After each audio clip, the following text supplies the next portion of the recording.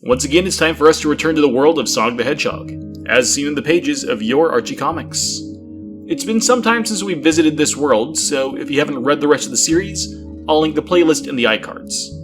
Last time, we took a break from Sonic to spend some time with his rival, the rad red dude named Knuckles the Echidna. We learned the history of the Echidna race and the origins of Angel Island. But, with his story set aside, it's time to focus back on what Sonic was doing during that time. Though don't worry, Knuckles will be more than happy to make an appearance here as well. In this video, we're covering Archie Sonic issues 31 through 37, as well as the Super Sonic vs. Hyper Knuckles special. This era of the series is what I'd call a time of hope.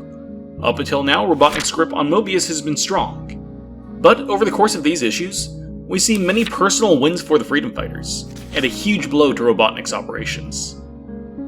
The main story of issue 31 is called A Robot Rides the Rails. It's a mostly standalone story about taking down another powerful robot, the Dynamac 3000. The only notable thing to happen in this story is the first meeting between Ogilvy Maurice Sonic the Hedgehog and Jeffrey St. John of the Rebel Underground, who was introduced in the Princess Sally miniseries. This meeting led to the blooming of their love triangle with Sally, with Jeffrey more or less taking what he wanted, while Sonic seems convinced that Sally is just leading the skunk on to make him jealous. At the end of the story, Sonic decides that he's going to do the same thing, finding a girl who would make Sally jealous, though we won't really see any fruition of this promise. And notably, Sally's opinion on the matter seems to be significantly less featured than either of the men. Typical. Issue 32's main story, Blast from the Past, shows the group accidentally awakening Moby, an ancient Mobian cave bear preserved in ice. Moby is a character who will only have 2 more noteworthy appearances later in the comics run. This story, however, also has a subplot that pushes along the main story, once again focusing on Sonic. The story opens with the Freedom Fighters being hunted by groups of SWAT bots led by Sonic's roboticized pet dog, Mutsky, and a large chunk of the story is devoted to Sonic trying to protect Mutsky, even as the dog tries to kill him. At the end of the story, Mutsky is knocked out of commission long enough for Uncle Chuck to reprogram the dog and return him to his old personality, allowing Sonic and his best friend to reconnect. For a time. Issues 31 and 32 also have a second story carried between them, Tundra Road. A story focused, of all characters, on Rotor.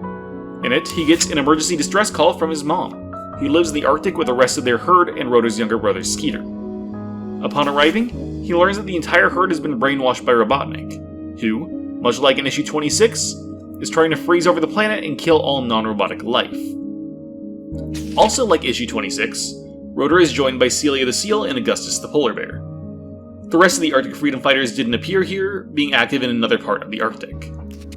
The 2 of them would aid Rotor in destroying Robotnik's new freezing machine. However, they were unable to deprogram the walruses, instead left the herd stranded on an iceberg. Rotor remained determined that, someday, he would find and free them from their mind control. This would eventually happen, but not because of Rotor. Issue 33 has 2 stories in it, both of which are rather unimportant. The first one, Let's Get Small, features Sonic shrinking down to save the other Freedom Fighters from a manufactured disease dubbed the French Virus. The only notable continuity in this story comes from the shrink ray itself, which was first used in the issue 4 story The Lizard of Odd. The other story in this issue is Sonic Shot, where Sonic and his friends play a game of hockey against Snively and his team of SWAT bots. The story actually does a lot for Snively's character, establishing not only his disdain for Robotnik, but also his respect for the Freedom Fighters. It also establishes Snively as being less scheming than his uncle, wanting an earnest game, though later in the series this nature would turn in the opposite direction. And now we get to our first special issue of the episode, Super Sonic vs. Hyper Knuckles, which is absolutely the single most hyped special name you could get in 1996. This story also does a lot of general world building for the way that the Archie Sonic universe works. To give the story an overview, it involves Knuckles coming to Robotropolis in order to find a second Chaos Emerald to support the floating island, as he's afraid of what would happen if the one Chaos Emerald holding the island in the air were to fail. Remember that, in this universe, Master Emerald doesn't exist, and it's only through the power of a single Chaos Emerald that the island remains afloat. Also, there is a large supply of green Chaos Emeralds on Mobius, far more than the 7 multicolored emeralds that we're used to, though they can still be hard to come by. Knuckles' research led him to the Lake of Rings, a lake on the edge of the city that's seen to produce power rings. He's met there by a ready-to-fight Sonic, followed closely by the much more level-headed Princess Sally, who would try in vain to keep the 2 hotheads from fighting. This comic actually drops the first hint that Sally and Knuckles knew each other as children, with Sally summering on the floating island before Robotnik's coup. This would become relevant again later in the series, when the mystery of Sally's mother came to the forefront. More notably for now though, during their fight, Sonic and Knuckles accidentally discover a zone beneath the lake. I don't think I've talked about how action zones work yet in this series, so I'll do my best to explain it. More or less, zones are the obstacle course-like levels that we see in Sonic games. Instead of simply being part of the world, they're instead pocket universes created from a large amount of chaos energy. These zones also naturally spawn Chaos Emeralds and Power Rings, probably implying that they're both made up of the same chaos energy. I actually think that the zones are probably created from a large gathering of Chaos Emeralds, given not only how many emeralds are shown in this comic, but also how they're shown to exist outside of the zones and even on other planets, when rings really aren't. This issue also shows Knuckles learning about the power of chaos transformations, leading to him entering his Hyper Knuckles form for the first time. Zones can also be overwhelmed with chaos energy, as seen in this story, when the entire zone destabilizes as Sonic and Knuckles fight, until they're forcefully ejected back to reality. The story ends with Knuckles returning home triumphant, one more Chaos Emerald in his grasp. Issue 34's main story is To Bot or Not to Bot, which continues the story started in Blast from the Past. During a covert mission in Robotropolis, Sonic, Uncle Chuck, and Mutsky are captured by Robotnik, who appears to take control of Chuck and Mutsky again. Or, at least he thinks so. Rotor installed neural overriders in both of them, which counteract Robotnik's mind control. But they still play the part, going along with Robotnik's scheme so that they can become undercover agents. However, in rejoining the Egg Legion, they also separate themselves from Sonic, who'd only just found his family again. This story is also the introduction of the Combots, the most powerful robots Robotnik has ever built, though the entire army of them is destroyed by Chuck. Issue 35 is legitimately one of my favorite issues in the entire series, so if you only read one issue mentioned in this video, make it this one. It is an absolute trip. Titled Ring of Truth, this story features Sonic collecting his 1 billionth ring, which, may I say, is an absolutely ludicrous number of rings, especially only 35 issues in. The comic seems to agree because it makes a big deal about that number. Upon collecting the billionth ring, he's teleported to a strange otherworld where he meets the Ancient Walkers, who we first saw in the Tales miniseries. They're ancient Mobian dinosaurs who, due to their understanding of chaos technology, have been able to survive into the modern day. They test Sonic's wisdom to see if he's worthy of a gift, and they deem him such. They also seem to confirm that Chaos Emeralds and rings are somehow linked, though exactly how isn't made clear. At the end, Sonic earns the gift, but flubs the execution. He doesn't get to learn anything else of importance, but does get to keep his billionth ring, which is far more powerful than any other ring due to this experience. Sonic hangs it on a wall in his home. The events of this issue will go on to inspire the events of the Sonic Quest miniseries. Issue 36 is another important one. It not only answers one of the oldest questions in the series, but is also our first dip into Robotnik's backstory. For the sake of simplicity, let's cover the events of this comic starting from its earliest moments, years before Robotnik's coup, back into the golden era of the Kingdom of Acorn. This will also mention characters and storylines that won't be introduced until later in the series, so if you don't want spoilers for later issues, then there's your warning. In the time of Sally's father, King Maximilian Acorn, his court magician was a man named Ixis Naugus, the last surviving member of the ancient Order of Ixis. Naugus would go on to become a major recurring villain of the series, though he won't appear for a few more years. However, during his time as court wizard, Naugus would discover the Zone of Silence, a pocket zone over which he took complete control. He schemed with Kodos Lion, the kingdom's warlord, into overthrowing King Acorn. After setting his plans into motion, Naugus sealed himself in the Zone of Silence while the Great War, which we'll come back to in a later video, came to its conclusion.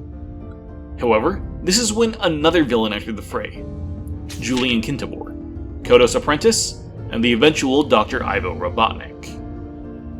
Knowing nothing of his master's plan, Kintabor was planning his own takeover. Learning of the Zone of Silence, he used it to imprison Kodos, then taking over the Lion's role as King Max's warlord. He would later do the same thing to the king himself, fully cementing his takeover of the Kingdom of Acorn. However, throwing so many people into the magical world he knew nothing about came back to bite the Doctor when the Zone of Silence began to expand, threatening the material plane itself. Robotnik managed to halt this expansion by creating the photon cannon, which served for many years to keep the world safe. He researched the zone, sending bots into it and conducting experiments, which showed him that the photon cannon was only a temporary solution to the problem, and he would need to come up with a plan B for when it failed. Also, I find this one panel right here absolutely hilarious, because what Robotnik is saying here pretty much sums up everything that the character has done in the games ever since Sonic Adventure. Meanwhile, King Max would lose his mind in the Zone of Silence, until he was found by Naugus, who held complete control over the realm. Naugus used his power to turn Max into his subservient protector. He would kill anyone who tried to enter the zone. Many years later, in the modern day, the Freedom Fighters would learn of the Zone of Silence. We thought we saw it back in an earlier story, but that's now retconned to be a different zone called the Void. When the Freedom Fighters discovered that Robotnik was still messing with the Zone of Silence, Sonic went in to learn more. While on that mission, Sonic destroyed the photon cannon, forcing Robotnik to use Plan B a lot quicker than he expected. That Plan B was the energy inhibitor, which he hoped would stabilize the zone. Robotnik passed the inhibitor off to the Freedom Fighters, who entered the Zone of Silence and found King Max, now fully under Naugus' control. They managed to set off the energy inhibitor, temporarily stabilizing the zone, but were unable to save the king. Now this changes a lot for the Freedom Fighters. They know that King Max is alive and where he is. This gives them a lot of hope for restored monarchy, as well as for Sally personally to get her father back. And things would only continue to improve for the Freedom Fighters. In issue 37, the day Robotropolis fell, the city is rocked by a powerful earthquake. Robotnik, having seen the readings ahead of time, took his SWAT bots and left the city in a low-orbit spacecraft in order to wait out the destruction, leaving the roboticized Mobians behind to suffer the earthquake. However, while the city was undefended, Uncle Chuck, Sonic, and Sally broke in and overcharged the roboticizer, causing it to explode and de-roboticize every Mobian in the city, except for Chuck and Mutsky. This was a milestone for them. A huge chunk of the city's civilians were now free and living in Knothole. Many of them will go on to become recurring characters later in the series, such as Dr. Quack. The quake also damaged most of Robotnik's infrastructure, forcing him to rebuild. All in all, this is a very strong victory for the Freedom Fighters, even if Sally did get injured in the process. And it's on this high note, I'm going to leave you off for now. There was one more story in issue 37, but it's almost entirely made up of dream sequences and doesn't really affect much other than giving some insight into Bunnie's psyche. Read it if you want, but I don't see a lot of reason to cover it here. I think that issue 38 is a major turning point in the tone of the series, so it makes sense to wait until the next episode to cover it. But, as I said earlier, things are really looking up for the Freedom Fighters. Sonic, Sally, and Rotor have all been briefly reunited with members of their families. Sonic has gained significant insight into the world. Knuckles has secured a stronger future for his island. And, with the loss of the Mobians and the destruction of Robotropolis, Robotnik is for once on the back foot, even if only slightly. Now the next episode will be a big one, focusing mostly on the restoration of King Max and the build up to what is probably the most dramatic confrontation in the history of Archie Sonic, the Endgame arc. That episode will be issues 38 through 43, as well as the Mecha Madness and Sonic Live special issues, and the Sonic Quest miniseries. And with that, I'll let you go. Thanks for watching, and I'll see you soon.